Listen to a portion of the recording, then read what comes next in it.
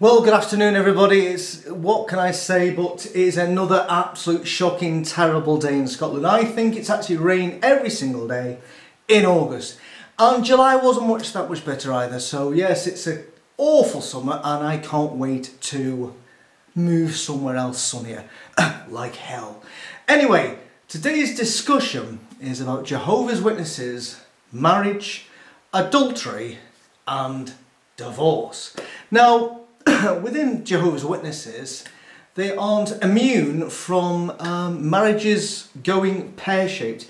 In fact, when I think about it, of the people that got married round about my age and just a bit below and below again, I can probably count on maybe one hand how many marriages are still on the go, and I can probably count on several hands marriages that have absolutely failed to last even a really short time. Now, why is this? Well, it's pretty obvious. You know, it doesn't take a brain surgeon to understand what goes wrong with Jehovah's Witnesses marriages, because at the end of the day, what very quickly you find out is that the only thing they have in common is that they both belong to the same religion. You know, it becomes obvious quite early, probably, once they get married. Now, the shame about Jehovah's Witnesses, of course, in relation to their marriages, that they get married too early. They make this commitment too early in their lives. And the precedent has already been set.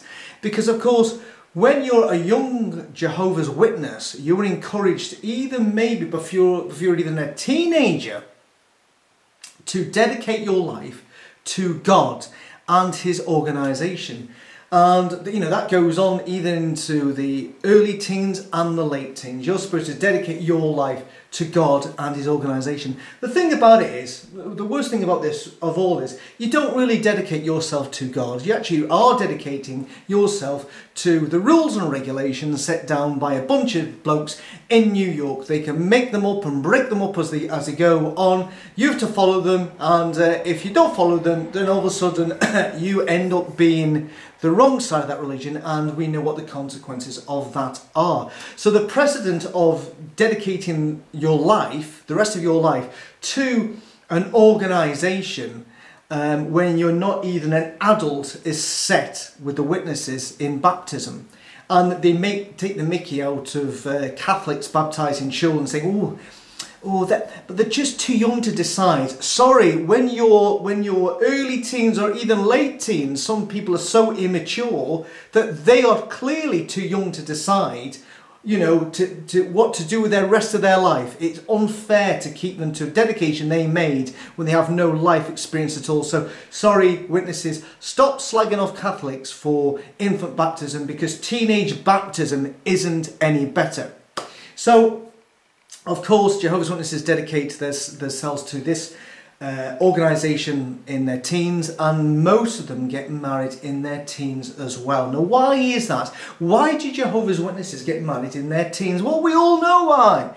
We all know why. I don't have to you know, set it out in stone, but I'm going to do it anyway.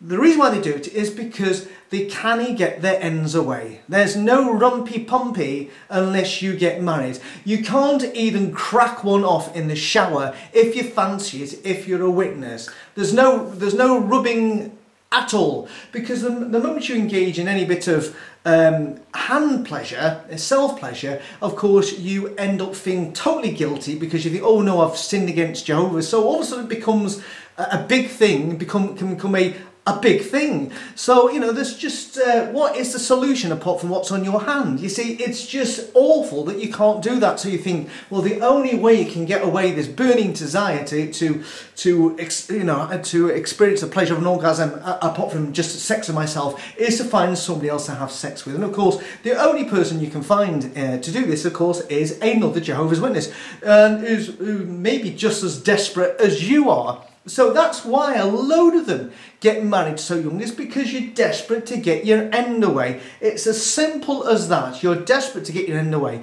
and you felt so fed up with sorting yourself out and then being on a guilt trip after it.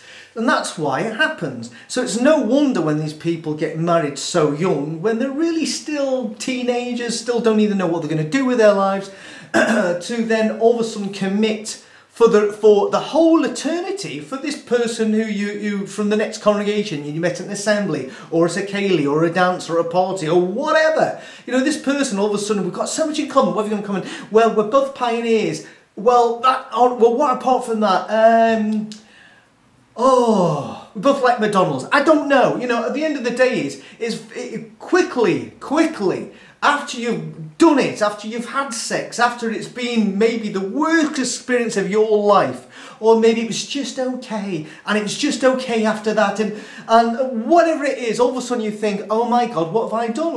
Is this what I've been waiting for? Was this what sex was all about? Oh my God, it's shit. Why did I get married? Oh my God, I actually really fancy that person. Now I know what sex is about. I really like it from that person over there. Is it no wonder that Jehovah's Witnesses' marriage are doomed to fail so much because of the pressures put on them to refrain from sex or playing with yourself unless you get married? Hence why they get married so early, and that's where it goes wrong.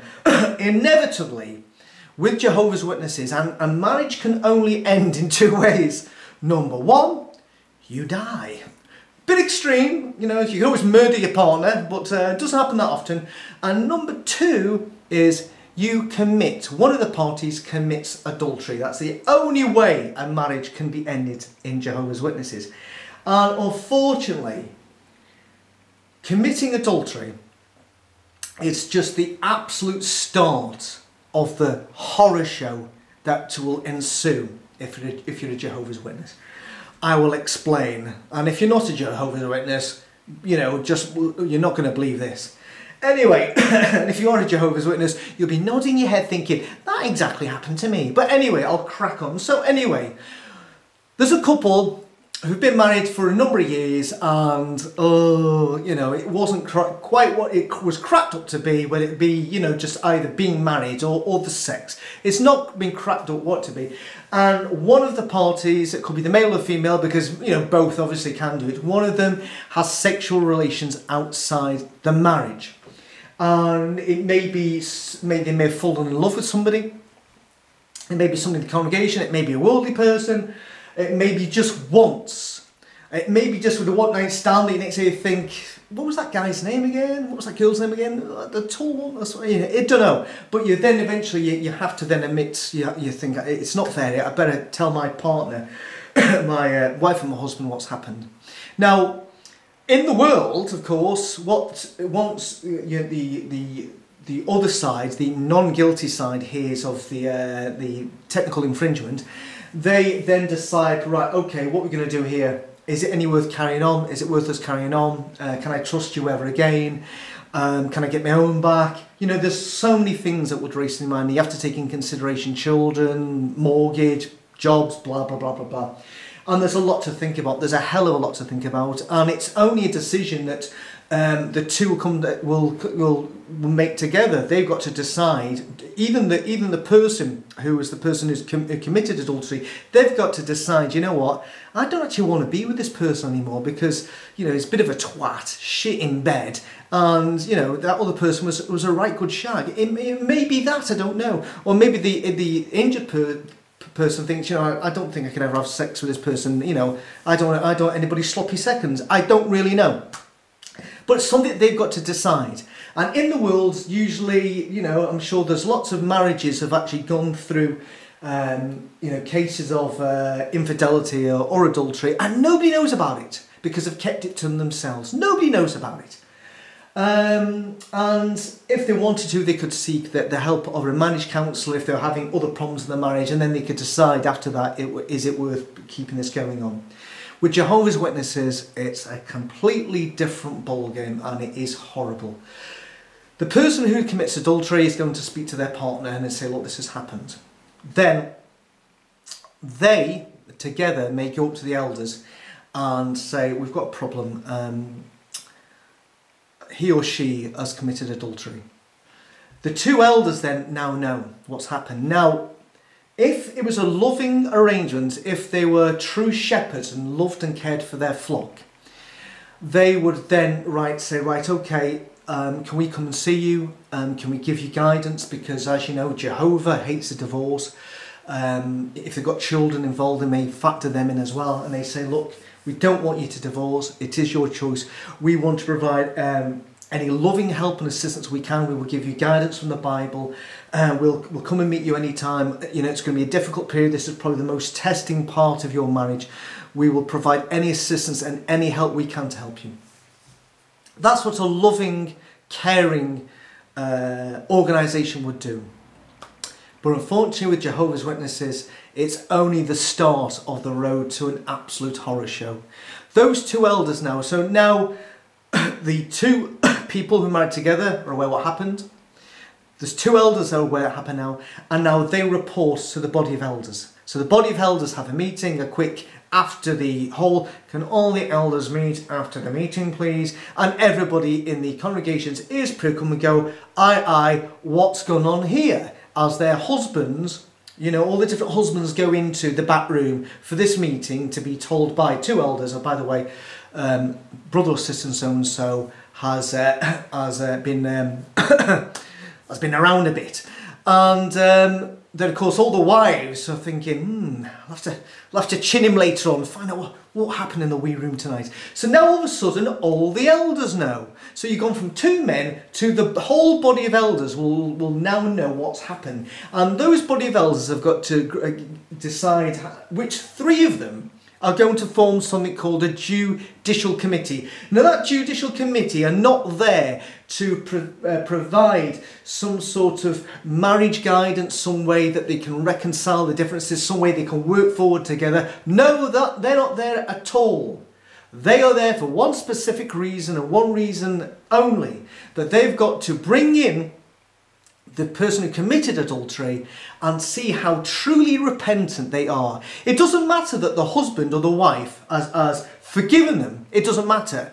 Now it's up to the judicial committee to decide whether they appear repentant enough that they believe whether they can be forgiven by the congregation. It's not enough that the poor husband or wife's got to try and live with this, and the person themselves, it must be probably at that point feeling totally shit, that now they've got to decide how repentant they are. So of course now everybody, all the elders know, and maybe a couple of the elders' wives know, because we do know this happens. Oh, what was that meeting about tonight? Well, I don't want to say anything now, keep this to yourself. But yes, that definitely does happen. I know this for a fact. So, judicial committee. So, judicial committee's formed, and if you're a woman who's committed adultery, you've got to go in a room with three blokes on your Todd and explain to them in graphic detail exactly what happened. And they really want to know the ins and the outs. They want to know everything. How many times, where and when, what position, did you come? Did you climax twice? They want to know everything, you know, absolutely everything. As though for some reason, whether you climax shows whether you truly repent or not. Well, brothers, we're actually thinking of forgiving sister, but she actually seemed to enjoy the experience and said that she was pleasured twice by him and she came twice. So I don't think really she's actually... she's shown that enough regret. She doesn't seem sorry enough, so I don't know whether we should just go ahead with disfellowship in there for the congregation.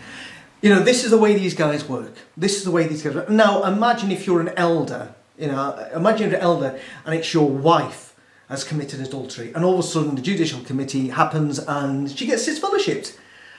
She gets disfellowshipped, and it gets announced very quickly, Sister Harrop has been disfellowshipped from the congregation. And of course everybody in the congregation is going to wonder, well, hold on a second, oh, I wonder what that was for. And she hates smoking. Oh, she don't like drinking. I wonder if she's been fucking. That is what they are thinking. If all of a sudden an elder's wife or even an elder gets disfellowshipped. I've known elders have been disfellowshipped, and it usually is for fucking. I'm afraid it is. I've known them being disfellowshipped. We go, oh my God, you're kidding me? Oh, no way. And then the wives would say, actually, it's been going on for ages. I've been letting it by. You know, unbelievably, this does happen. Who would have thought?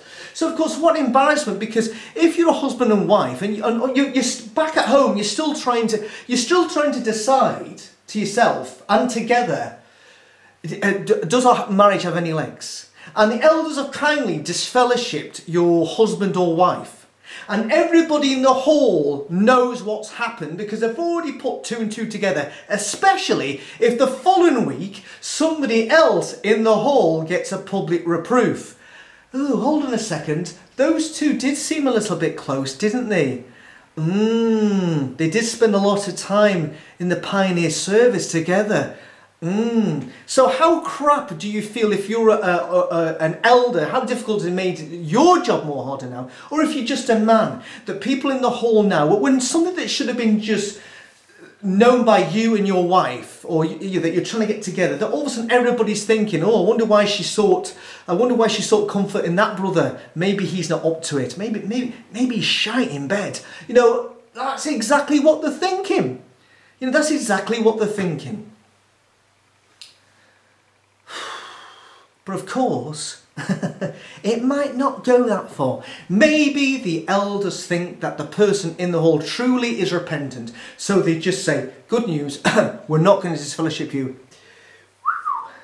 What a relief. But unfortunately, you know what's coming next. The following meeting, we'd just like to announce that Sister Harrop has been publicly reproved by the elders in the congregation.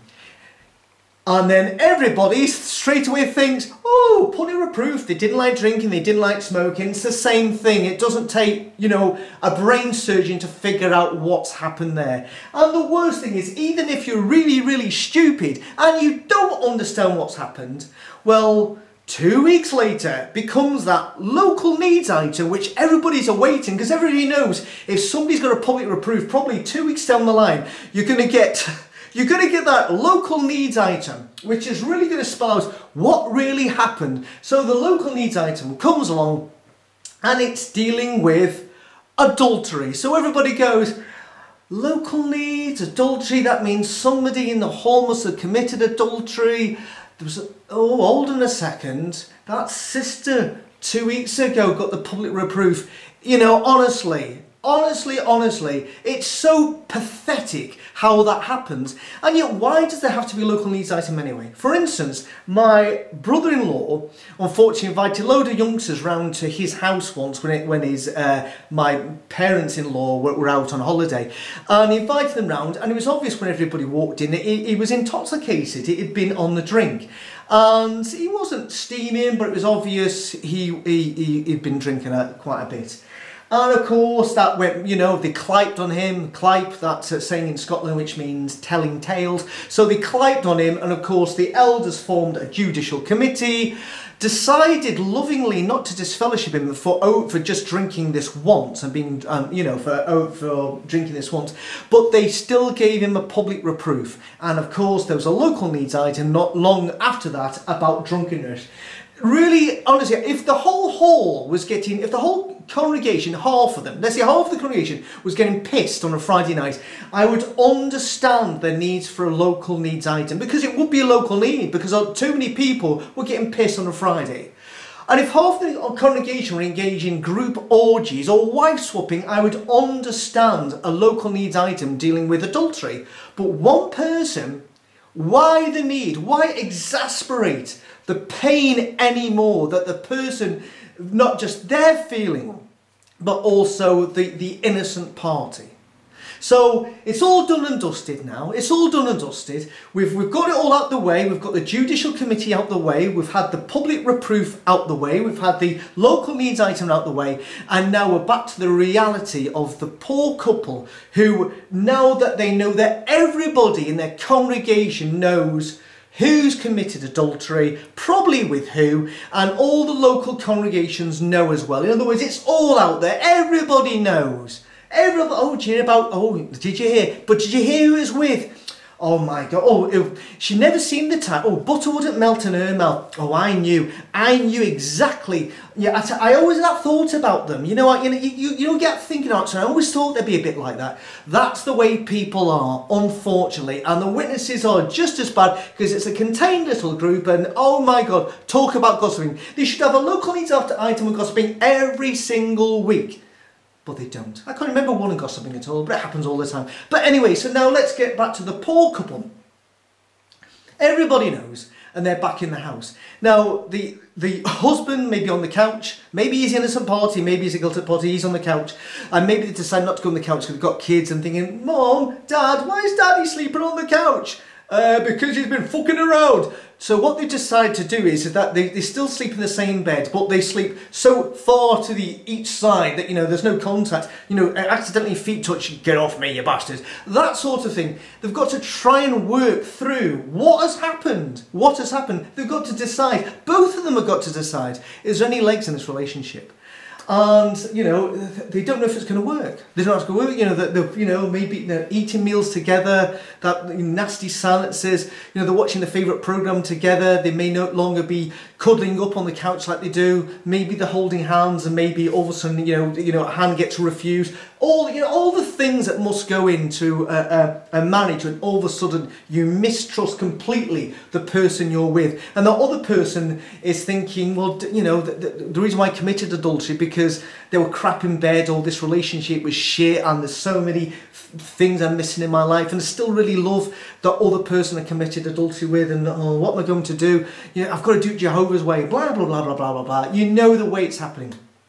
So this can go on for week after week, month after month, and they're deciding whether to get a divorce. They're thinking, should we get a divorce? At this point, they could go up to the elders and say, look, brothers, it's just not happening. I can't forgive them, or they clearly don't love me anymore. I think we should just go to divorce. And the elders say, really sorry to hear about that, and off you go. But unfortunately, they can't get a divorce if one thing happens, and that one thing is the moment when they decide to try and deal with the elephant in the room. The elephant in the bedroom, the elephant with a big trunk, or maybe a little trunk, maybe it was a problem in the first place. The elephant in the room is the fact that one of them has had sexual relations with somebody else. There's been an incursion in somebody else's area. They've got to deal with that. And so now they've got to think, the innocent party is thinking, I don't know whether I can ever resume sexual relations with this person ever again, because they may be thinking of the other person. And the person who committed adultery may be thinking, oh God, not this shit sex all over again. And may be thinking about the person that she has been having sex with, just try and make it through, and, to help her to come basically. And that's what they do. One night they decide to try and see if they can have sex. They have sex, and it is shite. The sex is utterly horrible. It's awful. It's horrible. And both of them, there's tears after it, and resentment and crying. And basically, both of them know at that point, it's over. It's finished. The marriage, if you can't, big part of marriage, it is a big part, it's not the most important part, it is a part of marriage, is having sexual relations. And if they realise that they can't have sexual relations, which may have been what was wrong in the first place, which led to somebody else going to somewhere else, the marriage is finished. So then they go up to the elders and say, look, we've tried everything, we tried having sex last night, and it was horrible, it's not going to work. And then they say, well, we're just going to go to divorce. And then the elders turn around and say, no, you can't get divorced anymore. And they go, well, why not? Well, because you engage in sexual relations, even though it only lasted 40 seconds, I'm sorry, but those 40 seconds have defined your life. Because you engage in sexual relations, even though you're the innocent party, that showed that you extended forgiveness to your partner, and now you've resumed sexual relations, and the marriage is back on. There's nothing you can do about it. And they go, no, hold on a second. No, hold on. Those 40 seconds of mine does not define the rest of my life. That I have to spend the rest of my life married to this person who doesn't even love me, and the reason why I'm so shit in bed is because they don't give me the confidence, and that she's to blame. you know, or he's to blame. But that doesn't define me. I don't forgive them. In fact, both of us realise it's finished. Both of us realise you know, it's over. And the elders turn around and say, no, you can go out and get divorced in the law, but you're not scripturally free to marry because of those 40 seconds or whatever it was. You're not, because you engage in sexual relations, which according to the Bible means that all of a sudden you've forgiven them. Tell me where it says that in the Bible. Tell me where it says that if your partner commits adultery and then you try to eventually have sex with them and it's completely crap, or maybe it's brilliant but still the next day you go in, no, I just can't do that again. Tell me why you should still remain with that person. And this is what happens. Unfortunately, and I know this has recently happened, I have a friend of mine and that's exactly the scenario that happened, and eventually you realise I can't live in the same house as this person, and they've separated, 2 separate houses, kids shuttled between the 2 houses, both living apart for several years. They could go right now to a solicitor and say, we've been living apart, have you, how many years? Right, no problem getting divorced. Go up to the elders, not a chance, because they had sex once after the adultery, which means that they are contractually obliged, spiritually and scripturally now, to be married for eternity. It's just nonsense. So unfortunately, he hasn't been able to find another partner because he's doing it Jehovah's way. And she, unbelievably, is still seeing the person that she was committing adultery with because she still needs to have sex. I don't know what he's doing. I think he's been doing a lot of that, personally speaking. But unfortunately, he is absolutely oblivious to the fact that his wife will never, ever, ever, ever get back with him again. The marriage is over. They're living apart. And he could by now, if they'd managed to get a divorce 5 years ago, whenever this happened, he could have been remarried, fall in love with somebody who actually loved him and enjoyed sex with him. But unfortunately, he's had no sex for God knows how long and still trying to do Jehovah's way. What a shame. What a shame. And bizarrely, they're both in the same hall. They're both still going to the meetings. And she's in a horrible position that she will not go up and admit what's happened because of that old chestnut, that the moment she goes up and says, oh, by the way, I'm actually still committing adultery with the same person, she knows she will be bombed out of that organisation before you can say, have you come yet? She will be bombed out of that. Unfortunately, she doesn't want to be shunned because she's been a witness the whole of her life. And all of her friends and all of her relatives are all Jehovah's Witnesses. And the kids. And she just doesn't want to be the disfellowship mum. That she doesn't want that. She's so scared, she's so afraid that bizarrely she still thinks it's the truth. She still thinks the Jehovah's Witnesses are right. She still thinks this is a loving arrangement. But she's in love with somebody else. She still physically wants to have sex. She's having it with somebody else. And she's not owning up to this because she doesn't want to be shunned. And what a position to be put in, because she should have, after they had sex the first time, should have realised this is dead, then got the divorce, and by now both of them have got remarried. The funny thing about this is, and this is well, it's not even funny, it's horrible really, but ironically, in this scenario, if he eventually got to the point where he fell in, imagine there was somebody else in the hall who actually said to him, you know what, I always knew she wasn't good enough for you. And I've always loved you. Didn't you know that? And all of a sudden he realises, oh my God, she loves me. Here's somebody who wants to be with me. But he can't get married to them. So they made spend this horrible thing. None of them, they're in love, but they can't get married. Because the moment they get married, and even if they don't have sex until they're married the night of the wedding, that when the elders see them the next day and say, did you have sex with that person? Yes, I did, of course I did.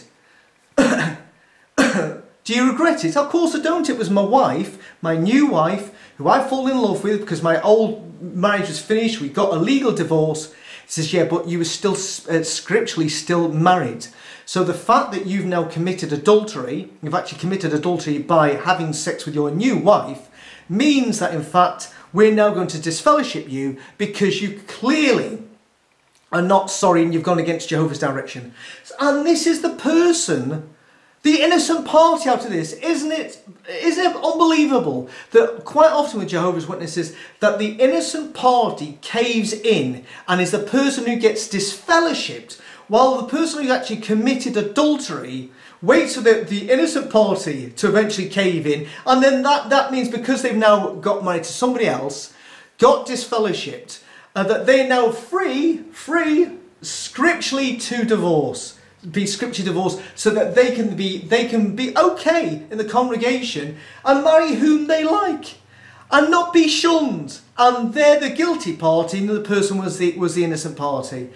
What a crazy arrangement that is. Tell me how that is loving. Tell me how that's scriptural. Tell me that makes any sense. It doesn't make sense. And there are so many Jehovah's Witnesses who are stuck in crap marriages purely because they know, purely because they don't want to go down the road of getting shunned. They can't bear the thought of getting shunned. So they stick in a shit marriage, even though there's no love in it, even there's somebody else that they are truly in love with, and they've just had to say to them, sorry, yeah, I know, that our feelings are the same, but I have to stay with them, and I can't have sex with you, because even if we got married and did it the right way, it'd still be committing adultery, and both of us would get disfellowshipped. What a horrible relationship. It's just horrible. It's just horrible. So anyway, that's my discussion about Jehovah's Witnesses, marriage, adultery and divorce. And yeah, for anybody who's a Jehovah's Witness who's watching this and still can defend that, well, honestly, I really don't know what to say. But loving, it isn't. Going beyond the things that are written in the scriptures, it certainly is. Sometimes things are over, and sometimes with marriages it may take months for you to realise that it's not going to work, and people should be allowed to drift apart with no penalty to them, just the same as people should be allowed to leave the witnesses with no penalty to them. But of course it doesn't happen. Anyway, on that note, I'm off. Thanks for listening, and if you want to leave any comments, it's up to you. Cheers. Bye.